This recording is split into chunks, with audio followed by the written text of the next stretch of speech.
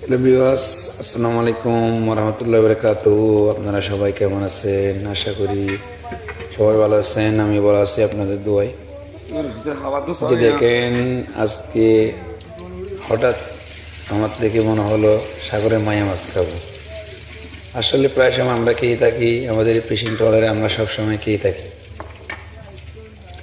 যখন আজকে আমার থেকে খেতে মন চাইলো, হঠাৎ আমি সাগরের মায়া মাছ রান্না করতে শুরু করলাম। এই যে দেখেন আপনারা সবাই সাগরের মায়া মাছ, এগুলো আগে প্রথমে সিদ্ধ করতে হয়, হলুদের গুঁড়া দিয়ে সিদ্ধ করতে হয়। সিদ্ধ করে একদম ধুয়ে পরিষ্কার করে নিতে হয়। পরিষ্কার করে তারপর এগুলো তেলের মধ্যে ভুনা করে আমরা খাই। আপনারা কীরকম খান আমি জানি না, আসলে আমি এরকমই খাই। আমার থেকে এরকম খাইলেও ভালো লাগে। আবার এগুলো যদি আপনারা রেস্টুরেন্ট থেকে খেতে চান তাহলে অনেক টাকার প্রয়োজন। আর সাগরের মায়া মাছ রান্না করলে অনেক মশলার প্রয়োজন হয়। গরু গোস্ত থেকে অনেক বেশি মশলা লাগে। এই যে হলুদের গুঁড়া দিয়ে দিলাম, তারপর দেবো ধনিয়ার গুঁড়া।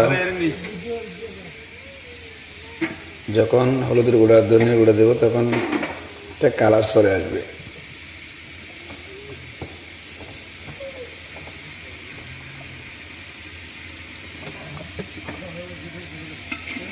এই যে দেখেন আস্তে আস্তে আস্তে আস্তে একটা কালার চলে আসছে। এই যে ধনিয়ার গুঁড়া দিয়ে দিলাম, দেখেন আপনারা সবাই।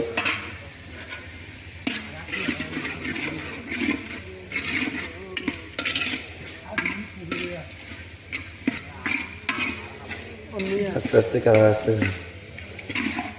যদি আপনারা রেস্টুরেন্ট থেকে খেতে চান, এক প্লেটের দাম কমপক্ষে আপনার থেকে 500 থেকে 600 টাকা নেবেন। এমনি এগুলো কেজি 400 টাকা করে বিক্রি করে, কিন্তু আপনি রেস্টুরেন্ট থেকে খেতে গেলে আপনার থেকে 500 টাকার উপরে নেবেন। সবচেয়ে বেশি দাম কক্সবাজারে। যে দেখেন একটা কালার চলে আসছে। এখানে দিচ্ছি আপনার কাঁচা লঙ্কা, তারপর হচ্ছে হলুদের গুঁড়া, ধনিয়ার গুঁড়া, তারপরে ম্যাগি মশলা, তারপর হচ্ছে টমেটো, তারপর হচ্ছে আদা, রসুন, পেঁয়াজ, বাদাম, নারিকেল, অনেক মশলার প্রয়োজন। আজকে 700 টাকার মশলা ইউজ করছি আমি। এতগুলো মায়া মাছ যদি আপনারা রেস্টুরেন্টে খেতে চান তাহলে কম পক্ষে 2,500 টাকা আসবে, 2,000 টাকার উপরে চলে আসবে।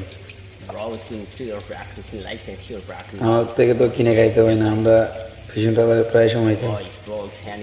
আজকে রাতের বেলা হঠাৎ আমার থেকে মন চাইলে যে মায়া মাছ খাইবে, তখন আমরা